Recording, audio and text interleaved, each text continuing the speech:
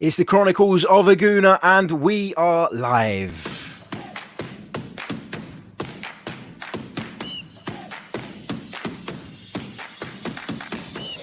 You're listening to the Chronicles of a Gooner, the Arsenal podcast. I'm Martin Tyler, and you're listening to Harry Symeou.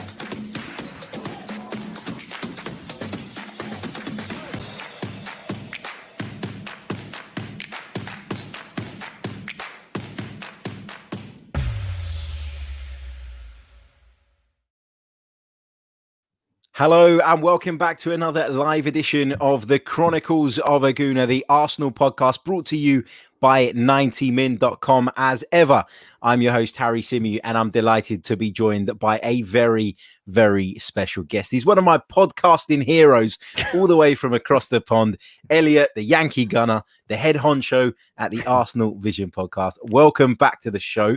How are you? It's been a while. Look, I think if we're going to do this, we should be honest with one another. And you've gotten off on the wrong foot by saying at least 5 dishonest and inaccurate things in your intro, but I appreciate them nonetheless. Flattery will get you everywhere. So thanks. Exactly. It's always awesome to talk to you. I'm sorry that it's been so long since we have.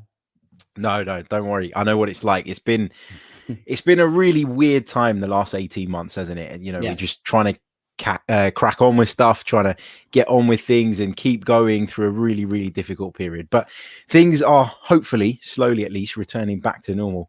And of course, things are getting back to normal when there is meltdown on social media. And we're going to come on to talk about the Granit Xhaka stuff in a little bit, because I know that we respectfully disagree with each other on the subject. So it should make for a really, really good conversation.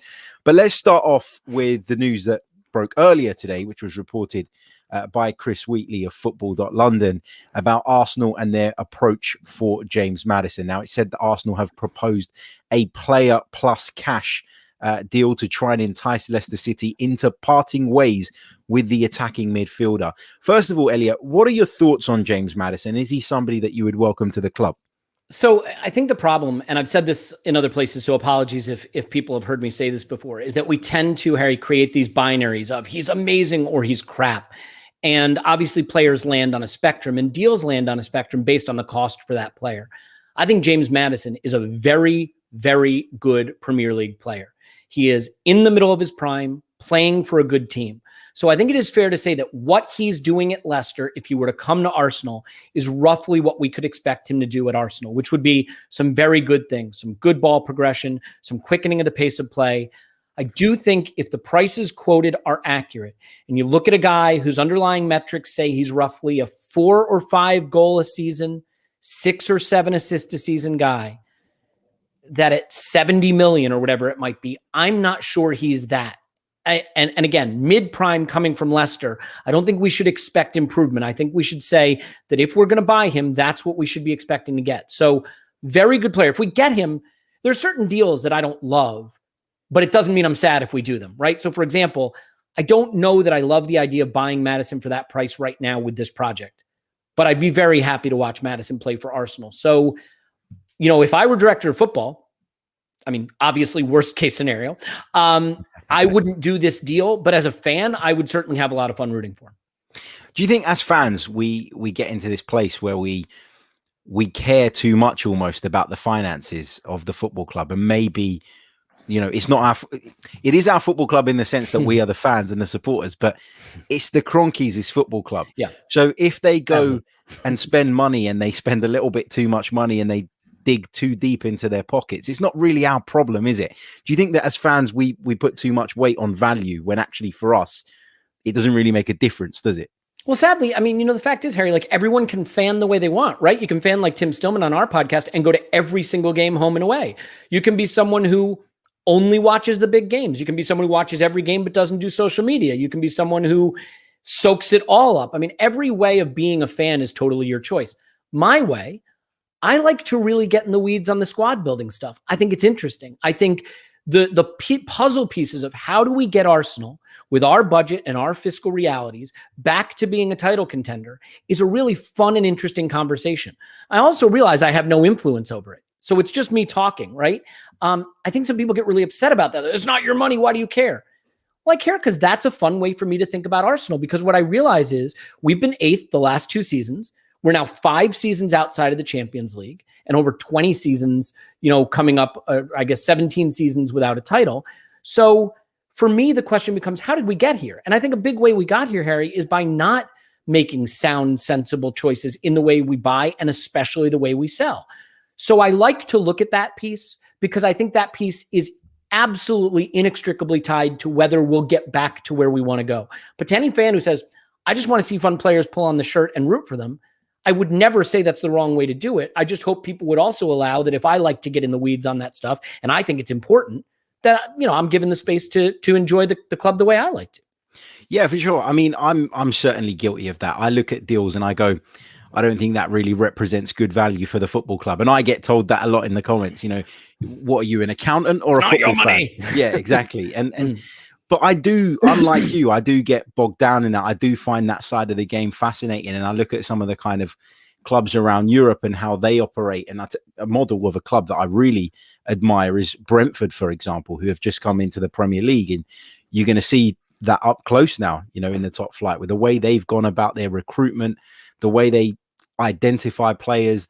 It's a bit of like a kind of Moneyball sort of philosophy. And I find all that stuff really, really interesting. And I think when you don't have a sugar daddy, a Roman Abramovich or a Sheikh Mansour, then to a degree, you kind of have to well said. Yep. Apply yourself, in a smart way and an efficient way. We've talked about James Maddison and the idea of him potentially coming to Arsenal. Right at the top, I said that Arsenal had proposed a player plus cash deal. Now, in my mind, I don't know this for sure, but one of the players that it seems to be in the mix is Ainsley Maitland-Niles. First of all, would you agree that he's probably one of the players that Arsenal are trying to move on? And would you be happy to see, not happy to see him go, but would you be sad to see him go, I guess? You're never happy to see academy kids leave because you have a kinship with them and an affection for them that's different from other players. But I think if we want to be this club that improves, we have to be a lot more decisive. Rumors were that we had a 15 million bid for Maitland-Niles last summer. We kept him. A lot of people celebrated that choice, and ultimately he didn't play a lot. He wound up on loan, and now we'd probably bite your hand off for that 15 million. We can't even get that for Xhaka. So while I'd be sad to see him go in the sense that I have an affection for him, I think it's time for his career, for this club. And if it helps us land a very, very good player, I certainly think that is him creating value. Harry, I think what people think of when you say a success from the academy is they think of what Saka is or what Smith Rowe is. But you know what? A success from the academy is any player that goes on to have a top flight Premier League caliber career, right? Selling Iwobi for the amount we did, that's a success from the academy. If Ainsley Maitland-Niles goes on to play for someone like Leicester, that's a success for the academy. Success isn't just playing for Arsenal. Sometimes it's creating value that helps the club build a better team. And you said something really important I just want to roll back to for a second. If you don't want to care about values and fees and sell-on capabilities and age curves, that's fine. But if that's the case, why don't we just buy Haaland, right? Why don't we just buy Van Dijk? Why don't we just buy Camavinga? Why don't we just buy Jadon Sancho? It's because we can't. Partly because of prestige and partly because of money. So at some level, the way you spend money matters, because if you spend 50 million here, you can't spend it there. And if nobody cares which way we do it, well, then you wind up with a squad like the one we have now, where you have a 32-year-old striker on $300,000 a week and a 32-year-old winger on $100,000 a week from Chelsea and his dotage. And you look at it and you say, why are we finishing 8th? It's the culmination of a lot of bad decisions. So I think you almost have to care unless you are a Manchester City and the money is silly and it's fake and it doesn't matter. Yeah, exactly. In terms of the transfer window overall so far, Elliott, so I'm not going to bore the listeners with my opinions again because we've been through it 101 times. But where are you on this transfer window so far? Because there is a lot of panic. Arsenal, really, when you think about it, have only added one player who is going to probably walk straight into the first team. The other two have come in as prospects and perhaps backup. That's not to say that if they don't perform, they won't get a chance, but it does feel like the first 11 is not that much stronger than the one we ended the season with. Are you at the point now where you are a little bit concerned or not yet? Well, I'm a worrier. That's why my friends call me Whiskers. It's an inside joke from our podcast. But yeah, I mean, look, the reality is that there's a lot to do. And the one thing that we should have gone into this window appreciating is the rebuild of Arsenal to a dominant top tier team was never a one window rebuild. But I think we had to sort of nail the first steps in the process. I like the Lokonga move. He looks really talented, really smooth, great technique. A guy who was captain of Anderlecht, so a young man with a lot of character, right, coming in. Tavares, a cheap punt on talent, on size and physicality and pace, fine. Ben White, some people love it, some people less enthusiastic. I think he's a very, very good player. I think it's a big amount of money for a player who I think we should reset expectations that there's going to be a learning curve for this guy. Still young by center back ages.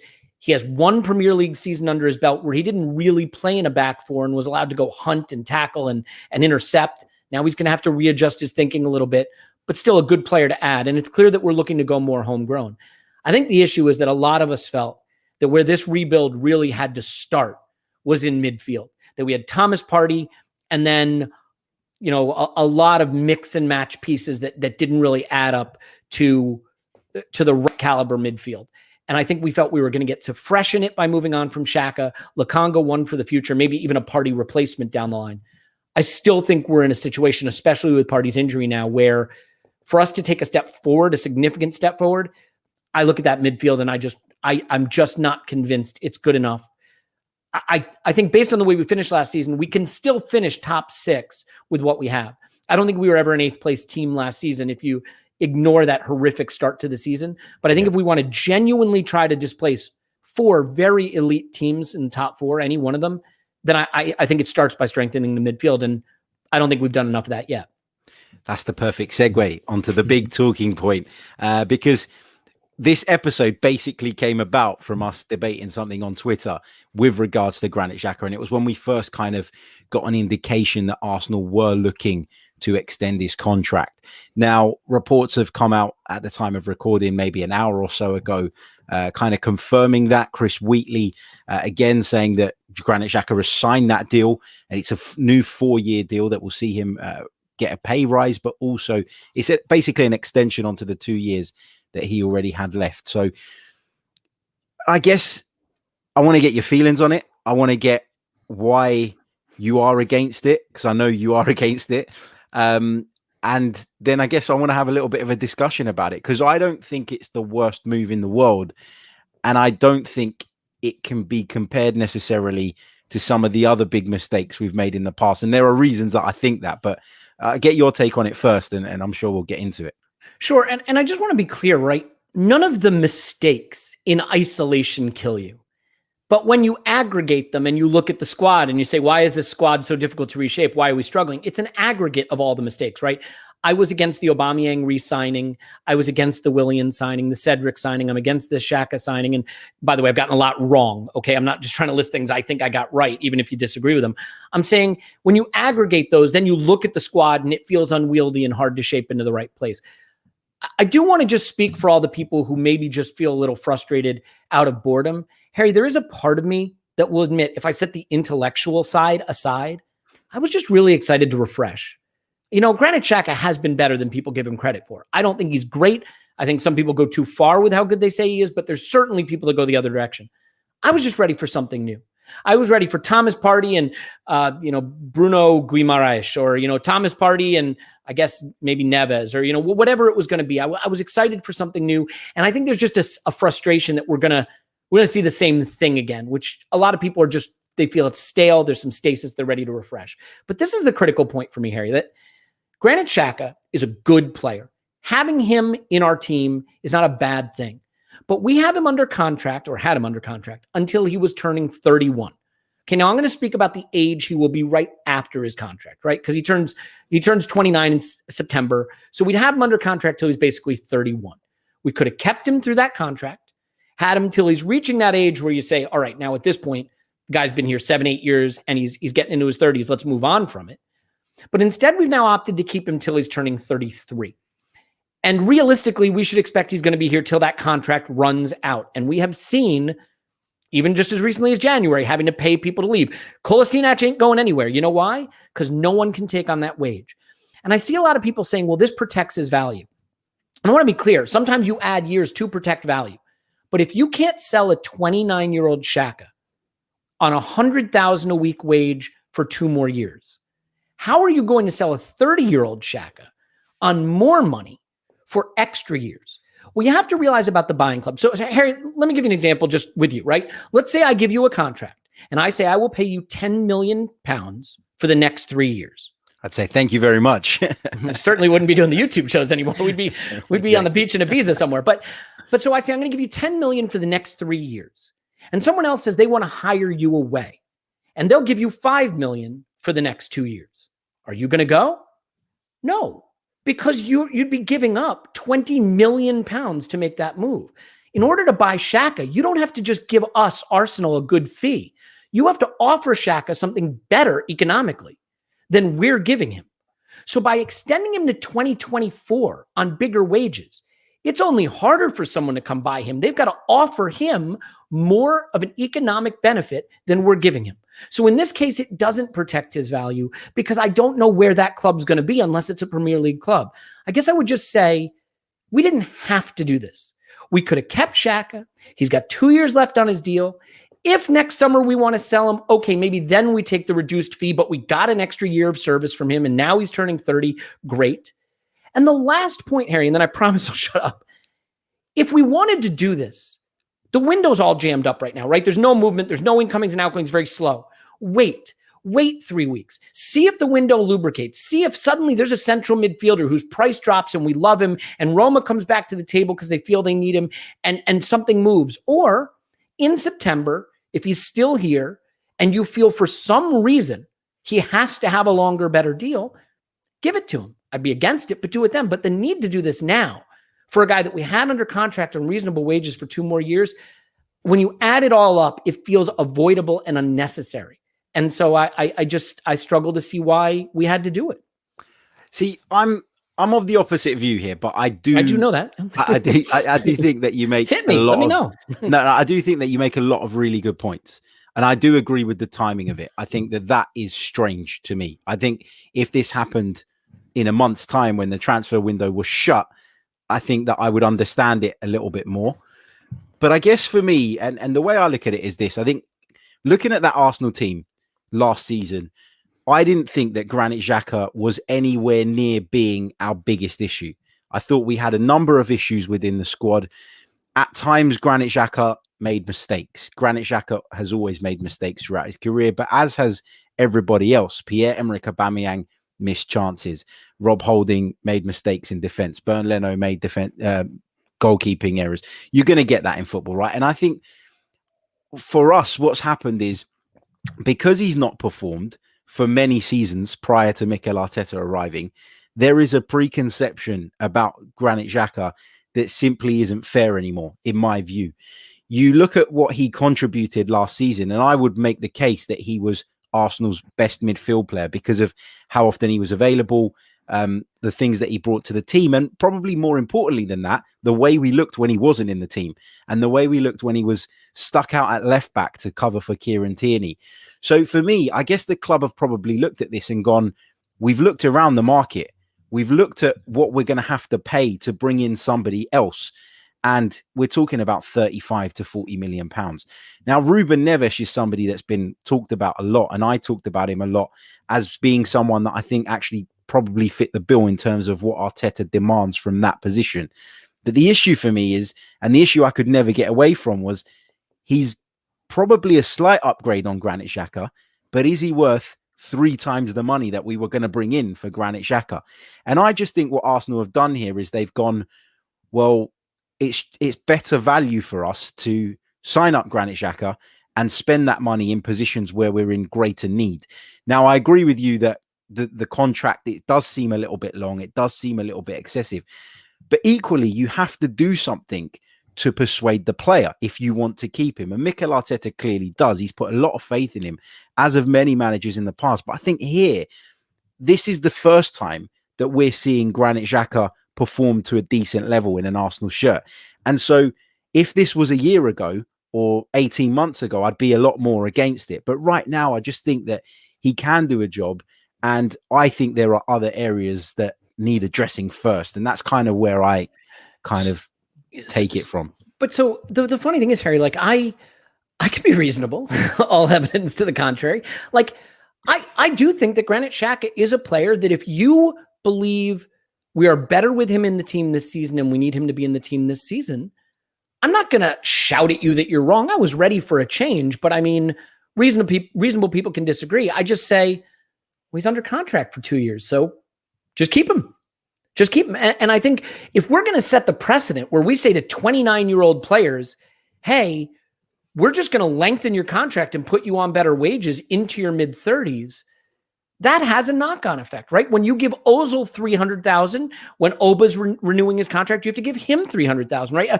And Arsene Wenger was big on this socialist wage structure idea, and I'm not saying that was a success, but what I'm saying is there is a knock-on effect to every contract decision you make within your team because other players look at it, right? And so Thomas Partey, who's going to be 29 next season, well, why won't he say, hey, I want the Xhaka renewal.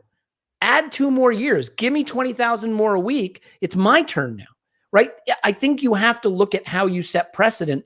When Saka got his new contract, it set the bar for what Emil Smith-Rowe's agent went after. And so each of these moves creates a precedent for how you're going to manage your squad. So I think you also have to look and say, keeping Xhaka may not be the worst thing in the world, but does extending him create a problem for us that trickles down throughout the squad?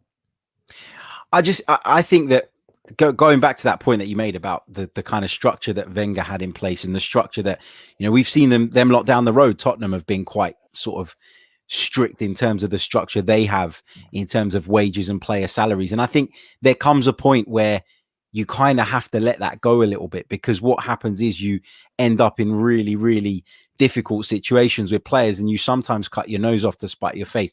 But coming back to Xhaka's kind of age and the profile and the part of his career in which he's at the moment, I would probably say that I don't really worry about Granit Xhaka moving into his 30s, because for me, his game is not necessarily based on mobility, pace, speed. And so I don't think that Granit Xhaka drops off all that much. I'm not comparing him to Andrea Pirlo, not for a second, because he was one of the greatest midfielders I've ever seen. But what I mean is he was a player who, with age, got better. Olivier Giroud is another prime example of a player whose game is not based on mobility, speed, pace, and I think has developed sort of in the latter stages of his career. And I do think that probably played a part in the decision. Yeah, I guess, well, just one thing, first of all, because a lot of people say, look at the Euros he just had. This guy's fantastic. First of all, if you can't sell him off the back of that, that should help. That's kind of a worry. But I do think the problem with judging players, especially central midfielders, off international competition, is that we know Granit Xhaka with space and time is a killer. He's a killer.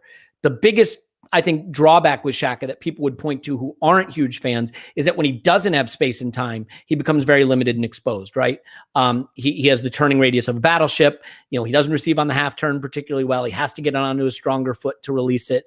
He doesn't play a lot of central passes unless they're wide open. So looking at him in the Euros where he does have more space and time, where the game's a bit slower, the temperatures are higher, there's a little more space. I don't know if that's a good way of analyzing how he'll perform in the Premier League. But Harry, sometimes I think what I need to hear to understand why my argument might not be right is, so I hear what you're saying. Let me ask you this. What do you regard as the downside if we had just kept him on his existing deal?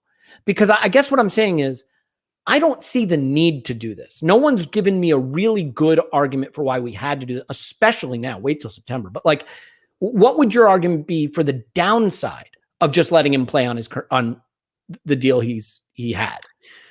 I think for me, if I'm looking at it from the outside in, obviously, like we all are, I think that what Mikel Arteta has probably tried to do, and not really successfully, is he's tried to establish leaders in the side. Now, we know that Unai Emery tried this, let's have a group of captains and all of that jazz. And we can probably agree, I think, that the only reason David Luiz was still at the club last season was because of his leadership skills and because of that seniority that really is probably lacking in the group. I think that behind the scenes, Mikel Arteta has taken the decision that Granit Xhaka is one of those leaders. He is somebody that's very important to the side. And I think if you listen to any player, or if you listen to sort of within the club, or anyone who's been sort of around everybody, they'll all tell you that Granit Xhaka is one of the natural leaders in that side. I think for Mikel Arteta to get the buy-in of this project in terms of, with regards to his players, getting them on board, I think there needs to be some sort of fixed fixtures. So there needs to be some players that are going to be part of the furniture moving forward. And I think he's looked at Xhaka and gone, well, I do see him as that leader. I do think he's important to me. Whether the fans agree with it or not, I do see him as a key part of this side.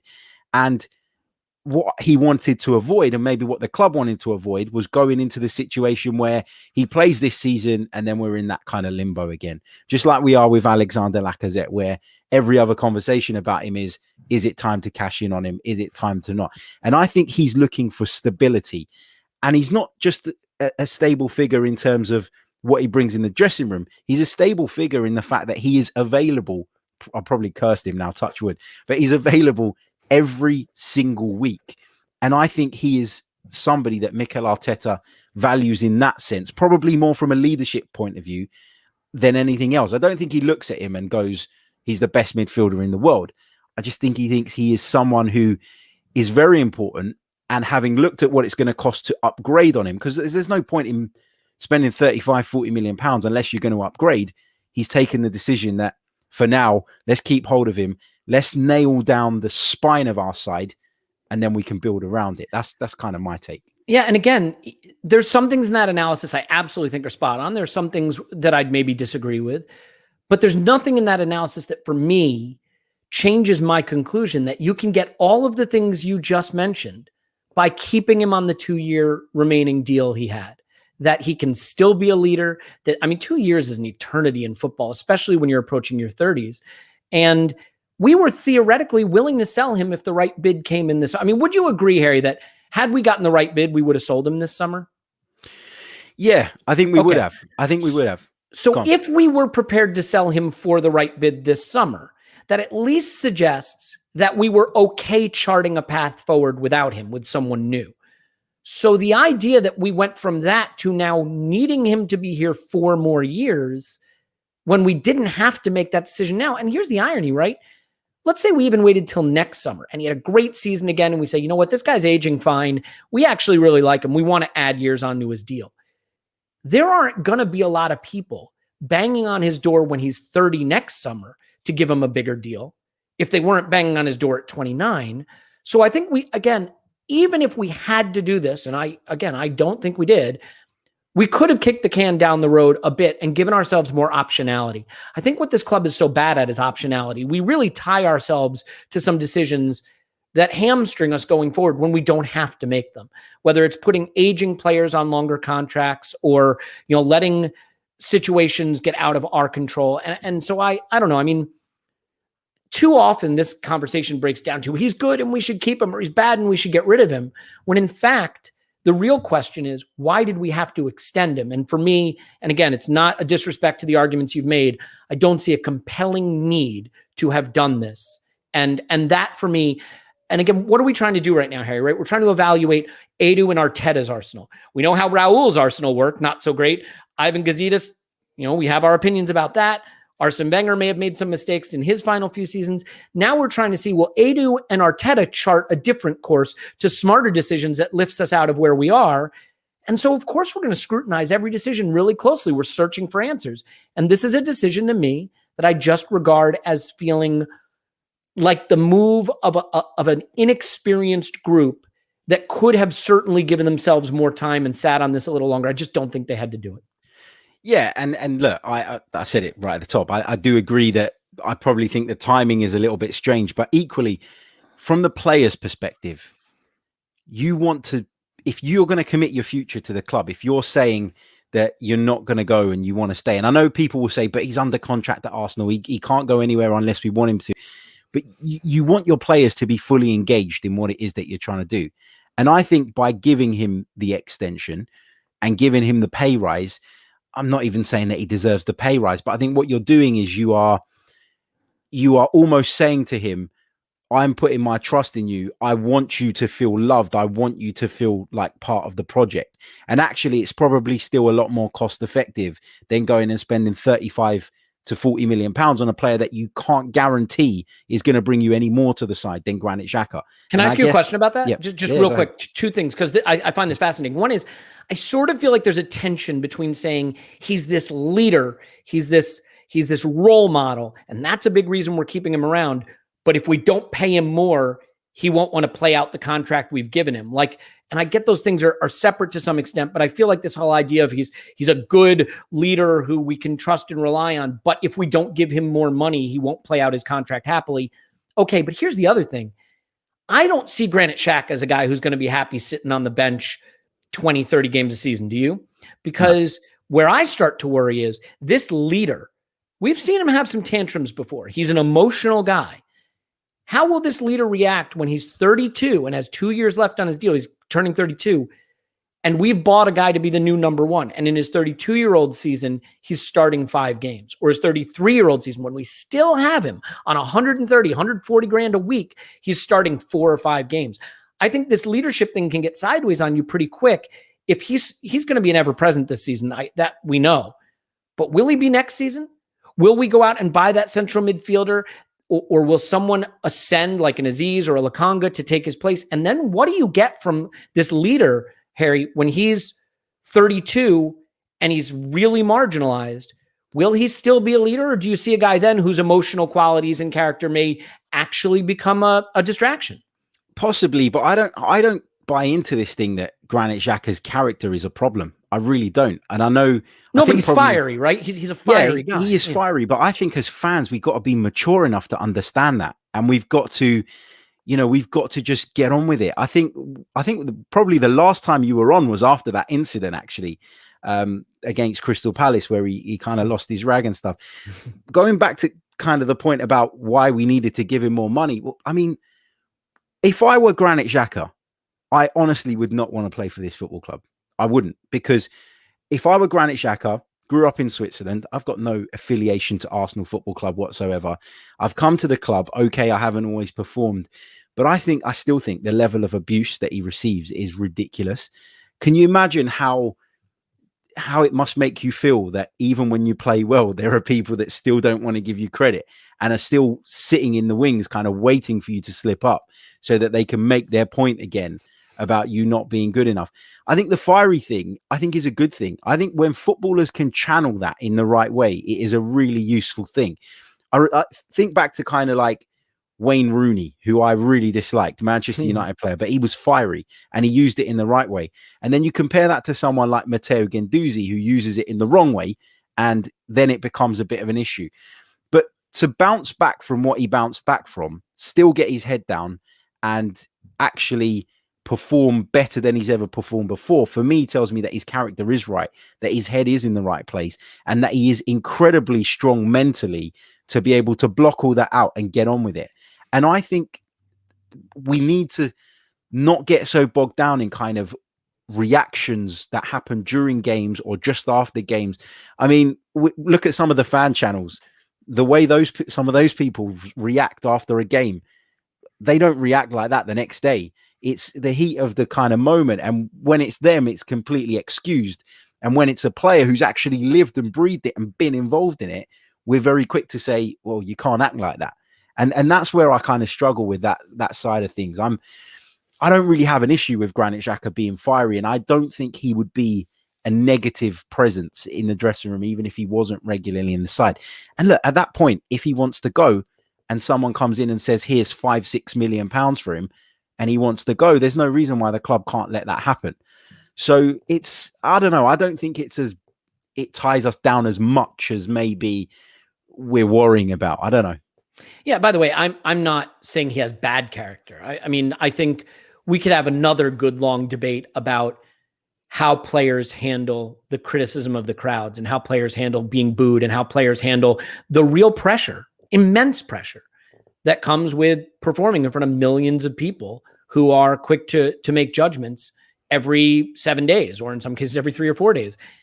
I mean, they are given millions and millions and millions of pounds, and they have the power of celebrity, but there is a toxic side to that. There's absolutely no question. Ask Bukayo Saka about that. I mean, he's gone through more at 18 than I think Granit Xhaka has had to in his life already. So yeah, I acknowledge that that's a challenge. I think, not a lot of players have reacted the way we've seen Granit Xhaka react. That's another story, but it's not so much that I think he's a toxic character or would become toxic. I think I struggle to see a circumstance where having him at 31, 32, 33, where he's playing only marginally, and soaking up a big wage is good for Arsenal. I think the only way this deal makes sense is if Granit Xhaka stays absolutely elite, plays a lot, all the way through his 33-year-old season until this contract expires.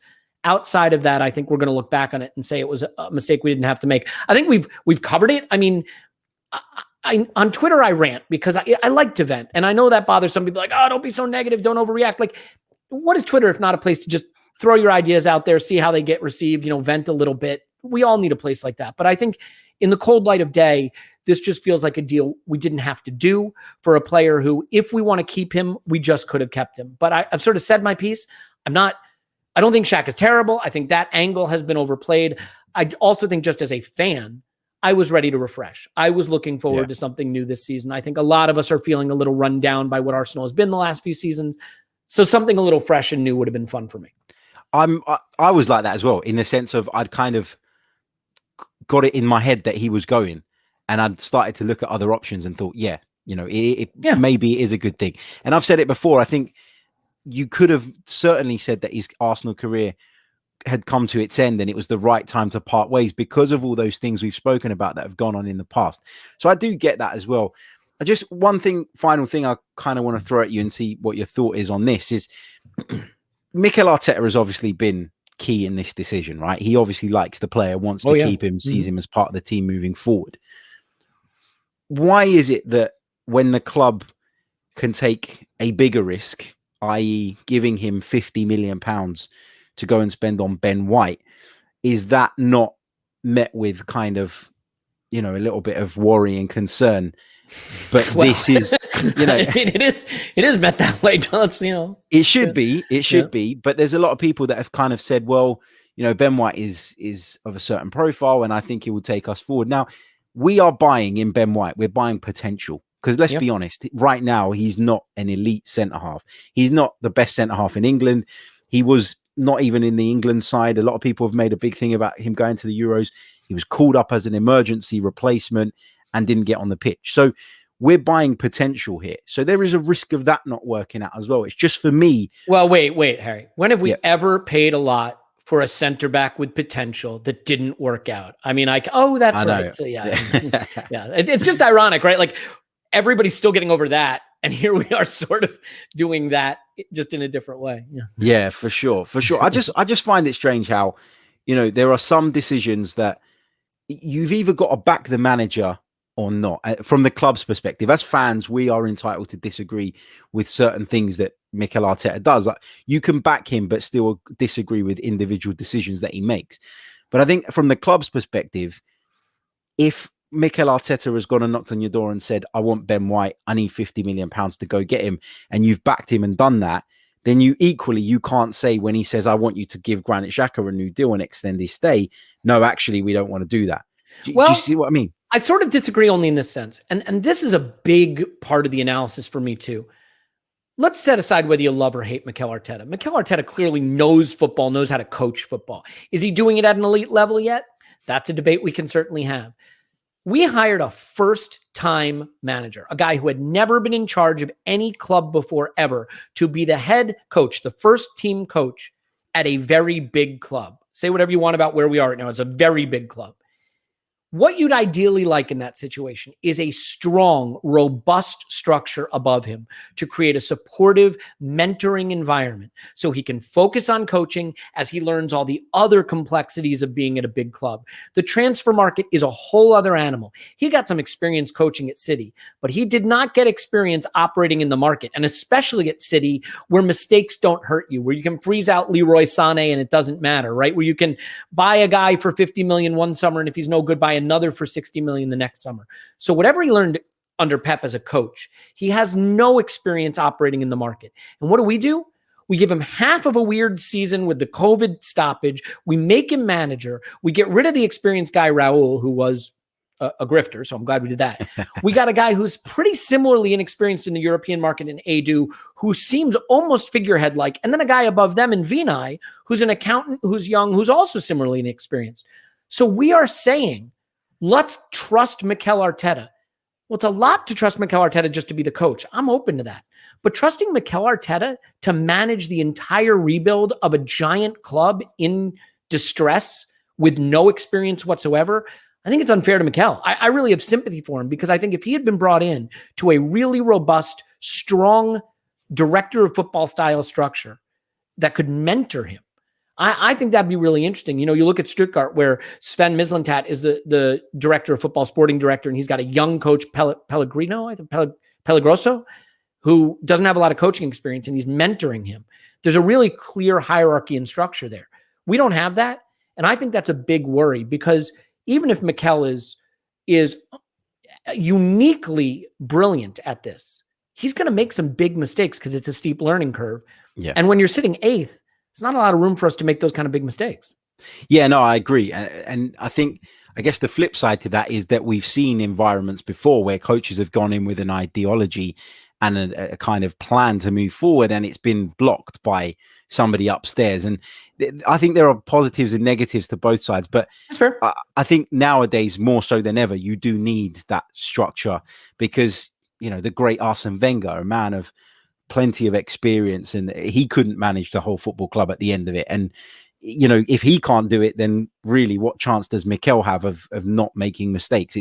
It's going to happen, of course. Well, you know what's changing too, Harry? I mean, look at the market now. You have unprecedented access to video of kids playing in the Belgian 3rd division. You have guys with math PhDs running football transfers now, right? It is changing.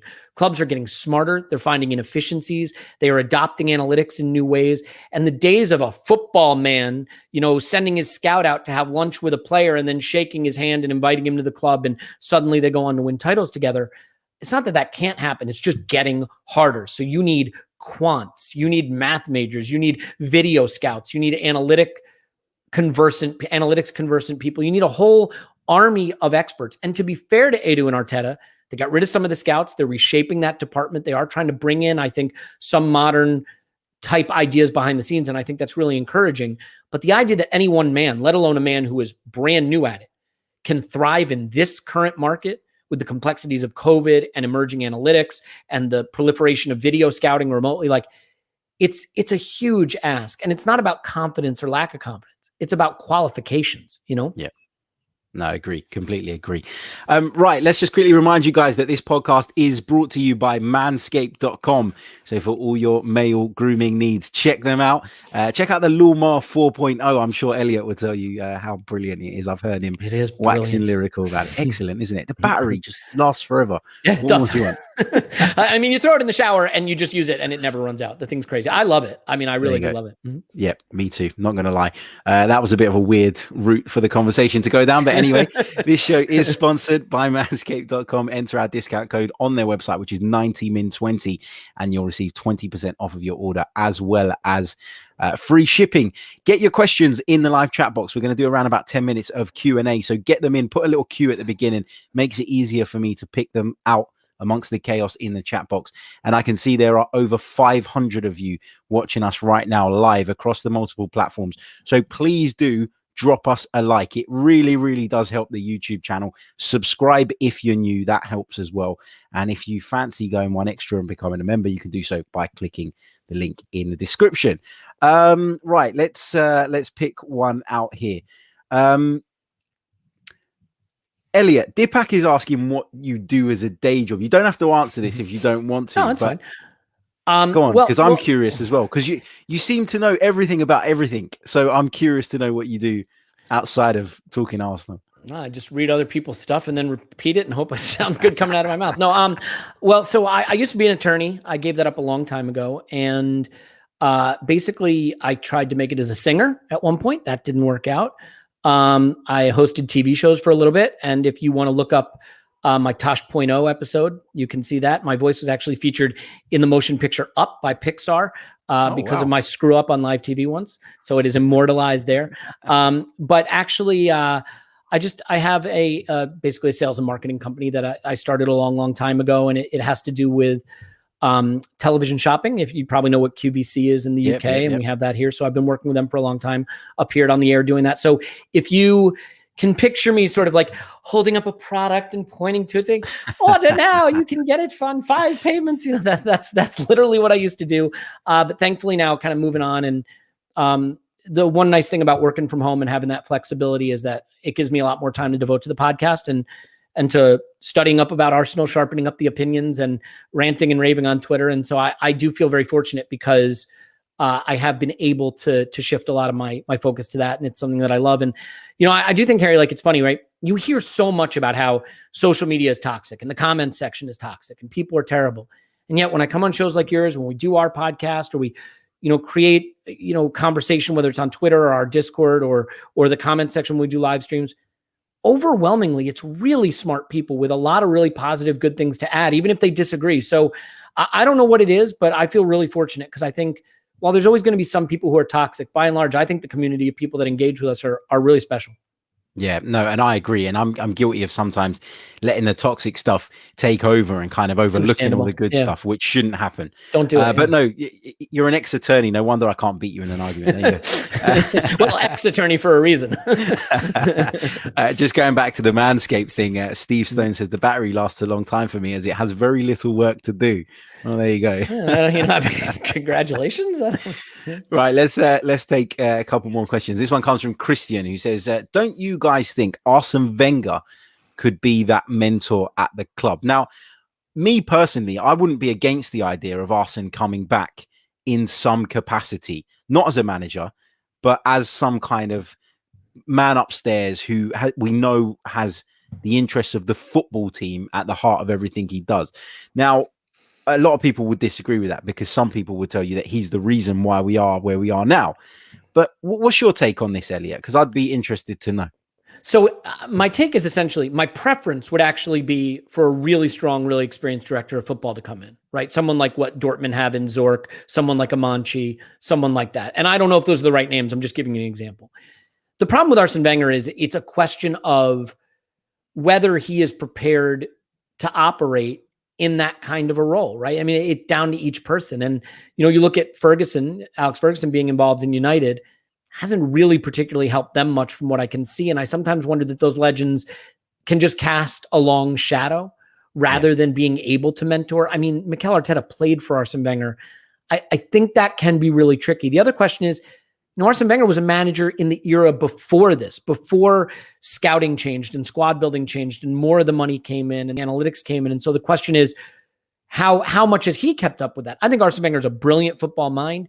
He seems pretty happy doing the commentary thing, right? He seems pretty happy with his life right now. And I get the sense that unless he has a burning desire to be a director of football and prove himself at that role, we'd probably be better just getting someone for whom that is the goal, for whom that is what they want to do. Yeah, I think I agree with that overall. The nostalgic part of me would like to see him come in some capacity, but I think you make some really, really good points. And actually, a little while ago, I bumped into Arsene Wenger in a local Boots, which is like a pharmacy kind of place here in the UK. And Arsene Wenger looked about 10 years younger than he did when he was in charge of the club. It was crazy. It was crazy. Big hello to NASA, who says, I like this Elliott guy. There you go. Thanks, NASA. Rudy says, Harry and Elliott, the best Arsenal podcast partnership. Hope you two create more content together. There we go. Delighted. Maybe you got to come on ours. Maybe we should play centre midfield for Arsenal instead. No, definitely not. No, definitely not. My ankles are almost as good as Thomas Partey's right now.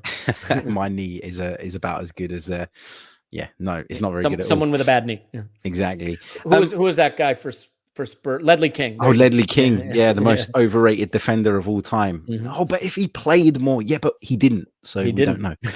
Exactly. Let's say a big hello to Walhad, who says, if Arteta plays the young players like Aziz, I'll be patient, but keep playing players like El Neni who won't improve, and that will be his downfall. Now, I was at the game on Sunday, Elliott, and there were a lot of people around me that were quite frustrated at some of the substitutions that Mikel Arteta made because he brought on Sead Kolasinac, he brought on Hector Bellerin at right back over Cedric, who people were talking about potentially starting against Brentford. And, everybody was kind of upset and frustrated about the fact that some of these players, like the El Nenis of this world, with all due respect to him, and the fact that they keep getting opportunities and the young players aren't. Would you find it easier to get behind Mikel Arteta if he did just say, fuck it, I'm going to play these kids and I'm going to let them develop, instead of persisting with these so-called dead wood players? It's hard, right? I have some sympathy for this. So if you follow American sports at all, there is something called tanking. And tanking is where you intentionally get bad so you can get rid of your expensive contracts, get a better draft pick, because they literally draft players, get younger, and then start getting good again. The problem is there's no benefit to tanking in Premier League football. You just go lower down the table, you lose prestige, you lose money, you don't get anything for it. I do think that we need to reset ages. And if there's one thing that encourages me about this summer, look at what we've added. Tavares, Lakanga, Ben White. We're not adding any more Williams from what I can see. Now, we did just put Xhaka on a longer contract, set that aside. It does seem like we kind of understand we need to get these pre-prime players. If you look at how Liverpool did it, and Leicester to some extent, players 23, 24, 25, all aging together into their primes to create something special. As far as just using the young players, I think there's got to be a balance. I think players who have never played any football other than reserve football, by and large, should not be expected to come in and be ready for the Premier League level. So I would loan out Balogun and Aziz, because the risk you have with no European football is that Aziz gets 200 minutes this season. Balogun gets 300 minutes this season. And at their age, when they need to be playing, that is harmful to their development. Look what Smith Rowe was able to do at 19, going to Huddersfield, coming back, being ready to really play and dominate for Arsenal. I know we haven't had great track records with loans always, but that's because not all these players are going to make it. So I think, yes, where I'd like to see him use young players, like a better example is, I think a big competency test for Arteta, a litmus test, Brentford, day one, party's out. Does he pick Xhaka Elneny, or does he have the courage to pick Xhaka and Lakanga? Because Lakanga can take you somewhere. We don't know where, but he can take you somewhere.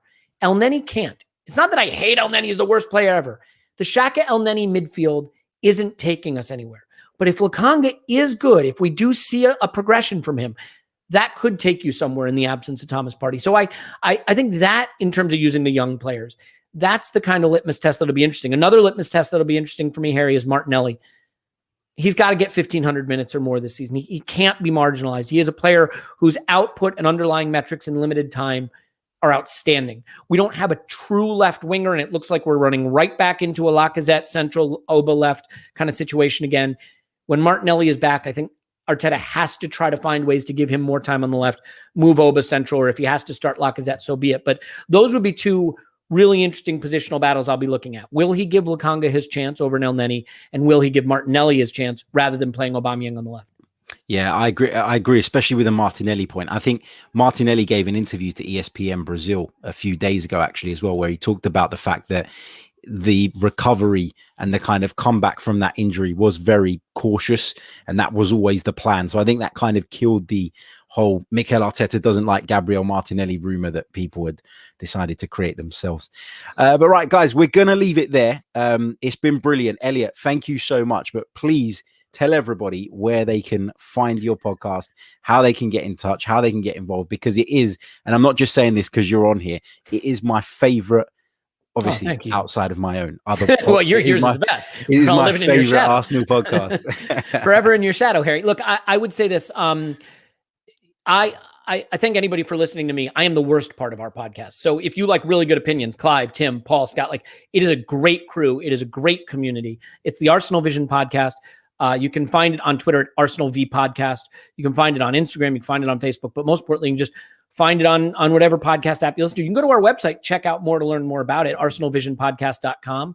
We do live shows during the season, but we're not big into the YouTube thing because we all have faces for radio, unlike you handsome bastard. So I do hope that you will check it out, and I just hope, Harry, that you'll come on, because we should do more of this. As a blast.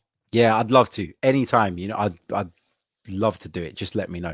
Yeah, for sure. I'll be up for it. Right, guys, we are going to leave it there. As I said, don't forget to leave a like on your way out. We are on, how many likes have we got? Let's have a quick look. We've got smash the button. Exactly. Smash the button. We have a thing we say, actually, Harry, on our show when we do the live streams is, I feel like this whole smash the button thing, these devices are not cheap. So I think we need to rebrand this to gently touch. They're very sensitive. You don't have to smash it. Caress it. Caress the like button. Exactly. Yeah, you don't have to smash it at all. Silly. Exactly. Make sure you do hit the like button softly, of course. Yeah. Because we are only on 151 likes, but there's over 450 of you on the multiple platforms watching now. So awesome. There's no excuse not to get to 200 at least. If you are listening via the audio, please do leave us a review. Check out at Yankee Gunner on Twitter, and get subscribed to the Arsenal Vision podcast, although I'm sure you already are. We'll be back very, very soon with more Arsenal related content. Until next time, take care and stay safe. Cheers. Cheers.